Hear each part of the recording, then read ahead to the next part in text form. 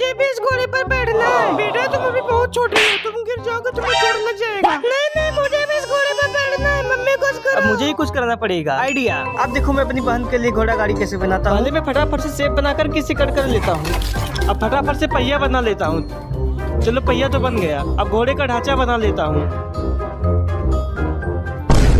गोलू बेटा ये क्या कर रहे हो तुम? मम्मी मैं अपनी बहन के लिए घोड़ा गाड़ी बना रहा हूँ, बस अभी से पेंट करना बाकी है। मम्मी देखा, मैंने अपनी बहन के लिए घोड़ा गाड़ी बना दिया। आपको ये कैसा लगा? वाह बेटा तुमने तो कमाल कर दिया। भैया अब आपकी वीडियो को सभी लाइक करेंगे। मिष्टी आओ, मैं तुम्हें इस पर बैठा करके बाहर घुमाता हूँ। भैया ये घोड़ा गाड़ी